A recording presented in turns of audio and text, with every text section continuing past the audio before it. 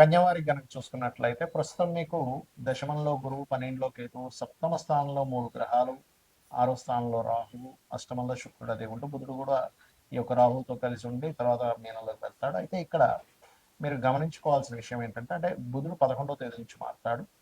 అయితే ఈ రవి కూడా అష్టమ స్థానంలో 14 నుంచి మారుతాడు. అయితే ఈ యొక్క గ్రహస్థితిని అనుసరించి మీకు ఎటువంటి ఫలితాలు జరగనున్నాయి మీ కన్యా రాశి వారికి, ఏ విషయాల పట్ల మీరు జాగ్రత్తగా ఉండాలి అనేటువంటి అంశాలు చెప్తుంది నేనైనప్పటికీ చెప్పిస్తుంది సాక్షాత్ లలితా అమ్మవారిగా భావిస్తూ ఆ లలితాంబిక అమ్మవారి యొక్క అనుగ్రహం మీకు పరిపూర్ణంగా కలగాలని మనస్ఫూర్తిగా కోరుకుంటూ ఇక్కడ గమనించినట్లయితే మీరు ప్రధానంగా ఎప్పుడైతే ఈ రాశినాథుడు 6లో ఉండే రాశినాథుడు 11వ తేదీ నుంచి 7లోకి వెళ్తున్నందుకు 11వ తేదీ తర్వాత నుంచి మీరు ఏదైతే పార్ట్నర్షిప్స్లోని వివాహ నిర్ణయాలు, సామాజిక సంబంధించిన అంశాలలోని కాస్త జాగ్రత్తగా ఉండాలి. ఇది ప్రధానంగా గుర్తుపెట్టుకోండి.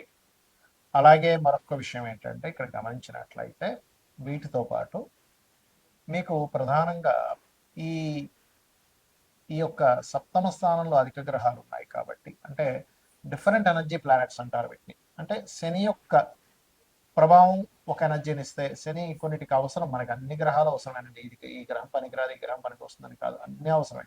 కాకపోతే వాటి ఎనర్జీస్ కనుక పెరగడం వల్ల ఇబ్బంది వస్తుంది. అయితే డిఫరెంట్ ఎనర్జీస్ గ్రహాలు మనకి సప్తమ స్థానంలో కలిసి ఉన్నాయి కాబట్టి పార్ట్నర్షిప్స్ ఎవరితోనైనా మీరు చేసేటప్పుడు మీ యొక్క లైఫ్లో ఎవరైనా పార్ట్నర్గా తీసుకునేటప్పుడు అది లైఫ్ పార్ట్నర్ అనుకోండి, లేకపోతే బిజినెస్ పార్ట్నర్ అనుకోండి, ఇటువంటి విషయాల్లో కాస్త జాగ్రత్తగా ఉండాలి. శత్రువుపై జయమైతే కలుగుతుందో ఎటువంటి సందేహం లేదు.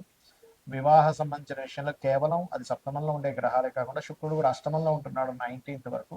కాబట్టి ఈ నెలలో మీరు జీవిత భాగస్వామిని ఎంపిక చేసుకునే విషయంలో చాలా జాగ్రత్తగా ఉండాలి. ఉద్యోగ అవకాశాలు అయితే వస్తాయి, కాకపోతే మీ యొక్క జీవిత భాగస్వామి కాస్త స్ట్రెస్ ఎక్కువగా ఉంటూ ఉంటుంది. ఇన్వెస్ట్మెంట్ చేసేటప్పుడు ఎట్టి పరిస్థితుల్లో మంగళ ఆదివారం అసలు చేయకండి దయచేసి.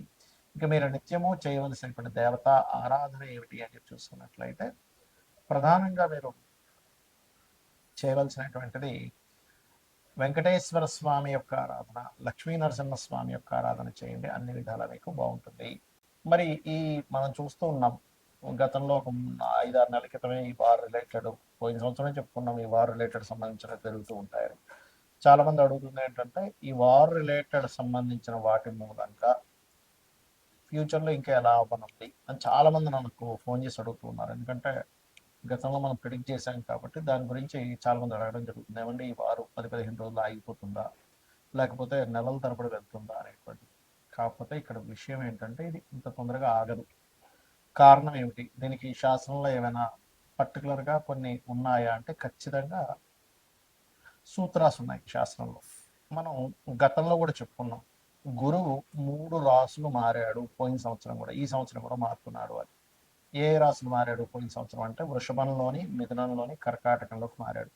అందుకే యుద్ధ సంబంధించింది ప్రారంభమైంది ఇంకా మనకి ఉగాది కొత్త సంవత్సరం రాకముందే. అదేవిధంగా అప్పుడు మనం చెప్పుకున్నాం గోల్డ్ రేటు, ముఖ్యంగా సిల్వర్ రేట్ విపరీతంగా పెరుగుతుంది. అదే రకంగా మనకు వీడియోలు కూడా ఉన్నాయి. అండ్ పీఠాధిపతులు గొడవలు పెట్టుకోవడం ఇవన్నీ కారణం అది. అయితే ఈ సంవత్సరం కూడా కర్కాటకంలో మనకి మిథునంలో ఉండేటువంటి గురువు కర్కాటకంలోకి, సింహంలోకి మారుతున్నాడు. గతంలో ఏం జరిగింది, వృషభంలో ఉండే గురువు మిథునంలోకి వచ్చి కర్కాటకంలోకి వచ్చి మళ్ళీ వెనక్కి వచ్చాడు. సో ఎప్పుడైనా సరే 3 రాసులు మారేటప్పుడు అది జన నష్టాన్ని, అందులో ముఖ్యంగా యుద్ధపరంగా విపరీతమైనటువంటి జన నష్టాన్ని కలిగిస్తుంది.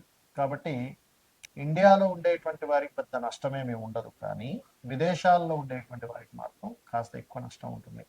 కాబట్టి ఇండియన్స్ ఎవరైనా విదేశాల్లో ఉన్నట్లయితే వారు కాస్త వీలైనంత మట్టుకు అక్కడ సేఫ్ జోన్స్లో ఉండడం మంచిది. ఇప్పుడు Saudi countries, Dubai countries, America పర్టికులర్గా, ఎందుకంటే ఇది న్యూక్లియర్ సంబంధించిన దాడులు. అంటే మనకి చూడండి, మనకి హిరోషిమా నాగసాకి మీద వేశారు అప్పుడు ఒకసారి. దానివల్ల ఏంటి కొన్ని కోట్ల మంది, కొన్ని లక్షల మంది చనిపోయారు. అలా ఏంటంటే ఒక పెద్ద విస్ఫోటన లాగా జరిగేటువంటి బాంబ్స్ వేయడం కూడా జరుగుతుంది. ఒక దేశం అయితే కంప్లీట్గా, 1-2 దేశాలు కంప్లీట్గా రూపాలు లేకుండా పోయేటువంటి స్థితి ఉంది ఇప్పుడు ఉండేటువంటి గ్రహస్థితి. ఇవన్నీ మనం ఎందుకు చెప్పుకుంటున్నాం అంటే ముందు సామాన్య మానవుడికి ఏమి జరగకూడదు. ఇలా జరగకుండా ఉండాలంటే మనల్ని రక్షించేది, నడిపించేది, మనల్ని తల్లిలా చూసుకునేటువంటిది అమ్మవారు. కాబట్టి రకరకాల దేశాల్లో ఉంటారు. చూడండి మనం ఒక్కోసారి వింటూ ఉంటాం. ఏమంటే పెద్ద ఫ్లైట్ పడిపోయింది కానీ ఒక చిన్న పిల్లవాడు కాపాడబడ్డాడు అంటాం. ఒక్కోసారి చాలా పెద్ద షిప్ మునిగిపోయిందని కానీ కొంతమంది ఎందుకు బయటపడ్డారంట. ఎలా బయటపడ్డారంటే అది మిరాకిల్. మొన్న ఫ్లైట్ కూడా పడిపోతే చూడండి, ఒక అతను ఫ్రెష్గా స్నానం చేసుకొని వచ్చాడు, నడుచుకొని వచ్చేసాడు. ఏంటంటే అంత పెద్ద పేలిపోయింది, మంటలు వచ్చాయంటే అదే లెక్క. ఇది ఒక్కొక్కసారి మనకు పుణ్యము వల్ల వస్తుంది. అంటే మనకు పూర్వజన్మలో ఎక్కడో పుణ్యం ఉంటే ఆ పుణ్యం మనల్ని అలా కాపాడుతుంది.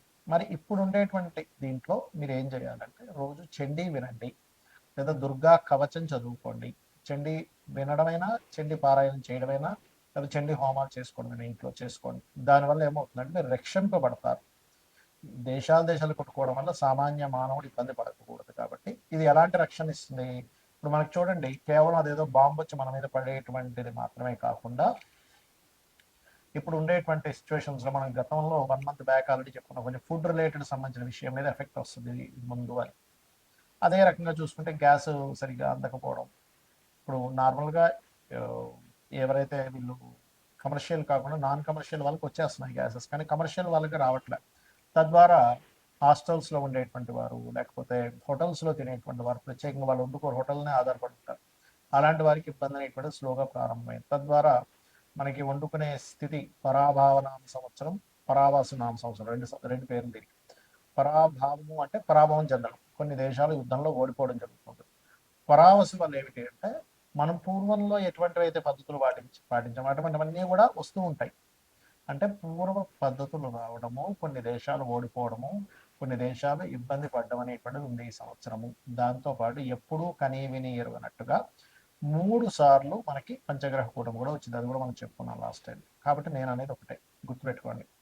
ఇక్కడ మీరు ఎందుకంటే దేశాలు మిసైల్స్ వేసుకుని ఏమైనా సామాన్య మానవుడికి ఇబ్బంది కలగకుండా ఉండాలి. కాబట్టి నవగ్రహాలలో కుజుడు, రాహువు, శని, గురువు, ఈ 4 గ్రహాల దగ్గర దీపారాధన చేయండి. మీకు దగ్గరలో గోశాల ఏదైనా ఉంటే గోవులో సకల దేవతలు ఉంటారంటారు. కాబట్టి ఆ సకల దేవతల యొక్క ప్రభావం నీకు పాజిటివ్గా, వాళ్ళ యొక్క అనుగ్రహం కావాలి. కాబట్టి గోవులకి బెల్లము, అరటికాయలు, క్యారెట్స్, గ్రాసము, వీలైతే ఇవి తినిపించండి సరిపోతుంది. గ్రాసం కూడా తినిపించవచ్చు, రైట్, గోధుమ రవ్వ కూడా తినిపించవచ్చు. ఇవి చేయండి. ఇక్కడ మరొక విషయం ఏంటంటే మనం రాశి ఫలాలు చెప్పుకుంటున్నాం కదా, దీనికంటే ప్రధానంగా మీ పర్సనల్ చార్ట్ చూసుకోవాలి. అంటే మీ పర్సనల్ చార్ట్లో లగ్నం ఎలా ఉంది, లగ్నం వల్ల మీరు ఎంత ఎదగలేకపోతున్నారు, ఎందుకు ఇబ్బంది పడుతున్నారో తెలుస్తుంది. ధనస్థానాన్ని చూసుకుంటే మీ పర్సనల్ చార్ట్లో మీకు ధనము ఏ దేవతను ఆరాధించడం ద్వారా ధనం వస్తుంది, ఏ మార్గంలో వెళ్ళడం ద్వారా మీరు ఫైనాన్షియల్గా బాగా గ్రో అవుతారు, ఎప్పుడు ఎవరికి ధనం ఇవ్వచ్చు, ధనం విషయంలో ఎప్పుడు డేరింగ్ చేయొచ్చు, ఎప్పుడు జాగ్రత్తగా ఉంచుకోవాలి, ఎప్పుడు కొరత వస్తుంది అనే విషయం క్లారిటీ వస్తుంది. అదేవిధంగా అన్నదమ్ముల విషయం కావచ్చు, చదువు విషయం కావచ్చు, సంతానం విషయం కావచ్చు, వివాహం ఎప్పుడు చేసుకోవాలి, ఎప్పుడు చేసుకోకూడదు అనేటువంటిది, కెరియర్ పరంగా ఎటువంటి కెరియర్లో మీరు సెట్ అవుతారు, వ్యాపారాలు మీకు కలిసి వస్తాయా లేదా, విదేశాలకు వెళ్ళాలా, ఇక్కడే ఉండాలి, ఇలాంటి అనేకమైనటువంటి అంశాలు మీ పర్సనల్ చార్ట్లో ఉంటాయి. సరే, మీ పర్సనల్ చార్ట్ తెలియదు, అలాంటప్పుడు నిత్యము లలితా సహస్రనామాల యొక్క శ్రవణము, పఠనము చేయండి. ఖచ్చితంగా మీకు బాగుంటుంది. శ్రీమాత్రే నమః.